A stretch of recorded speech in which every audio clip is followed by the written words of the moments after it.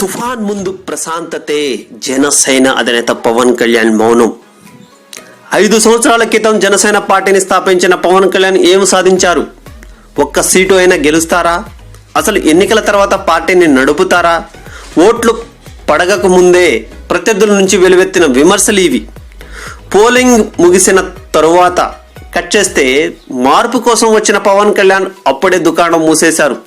Telugu Desam party, YSR Congress పార్టీలు ఏ స్థాయిలో తాయిలాలు ఇస్తున్నాయో తెలియదు కానీ అమ్ముడుపోయిన పాత్రికేయ విలువలు జనసేన మీద బురద చల్లటం, కార్యకర్తలను నిరుత్సాహపరిచేందుకు శక్తి వంచనలు లేకుండా ప్రయత్నాలు చేస్తూనే ఉన్నాయి. పవన్ కళ్యాణ్ ఒంటరిగా బరిలోకి దిగుతున్నాడని డిక్లేర్ చేసిన రోజు నుంచి ఇదే తంతు. చలించే చోట కూడా బలం లేదని చెబుతూ జనాన్ని గందరగోళంలోకి గురి చేయటం, మీడియా చేస్తున్న తప్పులను ఎత్తి చూపిన పాపము భారీగా ఎన్నికల ప్యాకేజీ ముట్టించిన ప్రత్యర్థుల మీద కనికరమో తెలియదు కానీ ఒక్క పాజిటివ్ వార్త కూడా మీడియాలో కనబడదు. దాఖలు లేదన్న సంగతి ప్రజలు చూస్తూనే ఉన్నారు. ప్రచారం మరో 4 రోజుల్లో ముగుడుండగా ముఖ్యమంత్రి స్థాయి ఉన్న జనసేన అధినేత పవన్ కళ్యాణ్ వడదెబ్బతో పడిపోతే ఆ విషయాన్ని జనానికి చేరవేయడానికి కూడా ఎందుకు భయపడ్డారో మీరు జనానికి చెప్పాలి. వడదెబ్బ తగిలిన తర్వాత మరుసటి రోజు నుంచి నిత్యం 3-4 సెలైన్లు ఎక్కించుకుంటూ తనను తాను నమ్ముకొని బరిలోకి దిగిన అభ్యర్థుల కోసం, జనం కోసం మండుటెండలో ప్రచారాన్ని కొనసాగించారు. ఆరోగ్యం సహకరించుకున్న ప్రణాళికకు తెగించి తన బాధ్యత నిర్వహించిన జనసేన అధినేత పవన్ కళ్యాణ్ జనసైనని ఆ తర్వాత ఏమయ్యారు అన్నది ఇక్కడ మీడియా ప్రశ్న. ఆంధ్రప్రదేశ్లో ఇంద్రభోగాలు వదిలి ప్రజా సమస్యల మీద పోరాటానికి జనసేన అధినేత పవన్ కళ్యాణ్ అదే ప్రజల కోసం రాజకీయాల్లో మార్పు తెచ్చేందుకు సర్వసుఖాలు వదిలి చెమట వచ్చారు. ఆరోగ్యం పూర్తిగా క్షీణించిన పరిస్థితుల్లో ఓ 4 రోజులు విశ్రాంతి తీసుకునే హక్కు ఆయనకు లేదా? ఓ అక్షరం రాసే ముందు జనసేన అధినేత మనలాంటి మనిషే అన్న భావన ఒక్కరికి ఎందుకు గుర్తుకు రాదు? పవన్ కళ్యాణ్ పేరు చెప్పి వార్త రాస్తే మంచైనా చెడైనా రేటింగ్ బాగా వస్తాయి, రేటింగ్ కోసం జనం చీకొట్టినా పర్వాలేదు అన్న చందాగా ఉంది కొందరు పాత్రికేయుల పరిస్థితి. ఆరోగ్యం బాగా లేని పరిస్థితిలో పవన్ కళ్యాణ్ ఓ 4 రోజులు విశ్రాంతి తీసుకుంటున్నారు అని మాత్రం ఒక్కరు రాయరు. దిగజారాడు మీడియా.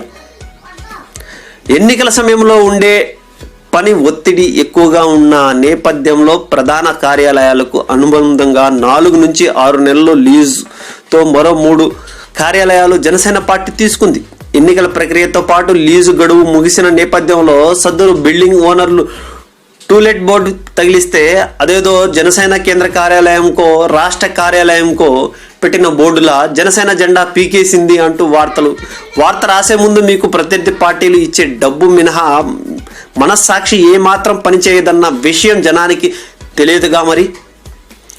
ఇక వైఎస్సీపీ టీడీపీ మాదిరి చట్ట చుట్టూ 100 మంది నాయకులను పెట్టుకుని రాజకీయాలు చేయడం తేలికే. సర్వం తానే అయ్యి పార్టీ నడపడంలో ఉన్న కష్టం ఏమిటో జనసేన అధినేతకు మాత్రమే తెలుసు. ప్రజలు కూడా కుల మత ప్రాంతాలకు అతీతంగా పవన్ను తమ వాడిగా చూసి ఆయన నిలబెట్టిన అభ్యర్థుల్లోనూ అదే జనసేనని చూసి ఆయన మీద నమ్మకంతోనే ఓటు వేశారు. చివరి వరుసలో ఉన్న కార్యకర్త సైతం తన కష్టాన్ని నేరుగా పవన్ కళ్యాణ్కు మాత్రమే చెప్పుకోవాలని కోరుకున్నాడు. అదే సమయంలో జనసేన అధినేత పవన్ కళ్యాణ్ ఆరోగ్య పరిస్థితి బాగా లేకపోవడంతో ఎన్నికలు అయ్యాక ఆయన కొన్నాళ్ల పాటు విశ్రాంతి తీసుకోవాలని ప్రతి అభిమాని కోరుకుంటున్నారు. ఆయన బయటికి రాకపోయినా వారికి పెద్దగా ఇబ్బంది లేదు. అదే సమయంలో తమ నియోజకవర్గాల్లో ఫలితాలతో సంబంధం లేకుండా ఇప్పటికే యథావిధిగా కార్యకలాపాలు ప్రారంభించేశారు. అయితే పవన్ లేని సమయంలో పార్టీ ఆఫీసు వచ్చేందుకు ఎవరు అంతగా ఆసక్తి చూపరు. ఇక కార్యాలయంలో ఉన్న పార్టీ పెద్దలు అంతర్గత చర్చలు, నిమగ్నాలు, తర్వాత పార్టీ అధినేతతో జిల్లాల వారీగా సమీక్షలు ఏర్పాటు చేస్తున్నారు. ఇదంతా నడుస్తుంటే పార్టీ కార్యాలయం కింద భాగంలో కొందరు పాత్రికేయులు ఉద్దేశపూర్వకంగా వీడియోలు తీసుకువెళ్ళి కార్యాలయంలో ఖాళీ అంటూ ప్రచారాలు చేస్తున్నారు. జనసేన అధినేత ముందే చెప్పారు, రాజకీయం అంటే ఒకరిని ఒకరు తిట్టుకుంటూ వార్తల్లో ఉండటం కాదు, ప్రజా సమస్యల పరిష్కారం అని, గెలిచినా గెలవకున్నా ప్రజల కోసం పోరాటం చేస్తానని. అందుకే సాంప్రదాయ రాజకీయవాదులు ఎన్నికల తర్వాత కూడా సీట్లు అంచనాలు వేసుకుంటూ ఒకరి మీద ఒకరు ఆరోపణలు ప్రత్యారోపణలు గుప్పించుకుంటుంటే ఆయన మాత్రం గెలుపు ఓటమి అనే అంశాలను పక్కన పెట్టి యథావిధిగా తన పని తాను చేసుకుంటున్నారు. గెలిచిన తర్వాత ప్రజలకు ఇచ్చిన హామీలు అమలుపై అంతర్గతం కసరత్తులు చేస్తున్నారు. అయితే జనసేనకు అంతర్గతలు ఏమీ ఉండకూడదు అన్న చందాగా తయారైంది ఆ కొద్ది మంది మీడియా మిత్రుల పరిస్థితి. నిత్యం ఏదో ఒక సంచలనంతో వార్తలు ఉండటం జనసేన రాజకీయ విధానం కాదు. ఎక్కడికక్కడ జనసేన పార్టీకి ఎన్ని ఓట్లు పడ్డాయా అన్న అంశం మీద పార్టీ అధినేతకు స్పష్టత ఉంది. ఇక త్వరలో పంచాయతీ పర్వం ఉండటంతో పార్టీ శ్రేణులు చిందరవందరం చేయటమే లక్ష్యంగా ఇలాంటి ప్రచారాలను తెర మీదకి తీస్తున్నారు. అయితే జనసేన అధినేత తపనకు ముందు ప్రశాంతతను కనబరుస్తున్న విషయం తెలిసిన మేకపోతు గాంభీర్యం ప్రదర్శిస్తున్నారు. వీరంతా నెల రోజుల తర్వాత రానున్న ఫలితాల్లో ఉప్పెనలో కొట్టుకుపోవటం ఖాయమన్నది విశ్లేషకుల వాదన. ఈవీఎంల మీద భారీగా నమ్మకం పెట్టుకున్న వైఎస్సీపీ క్రాస్ ఓటింగ్కు కంగారు పడటమే అందుకు నిదర్శనం. సో ఇలాంటి గాలి కబుర్లను గాలికే వదిలేద్దాం. లేటెస్ట్ అప్డేట్స్ కోసం మన ఛానల్ లైక్ చేయండి, షేర్ చేయండి, subscribe. Thank you for watching.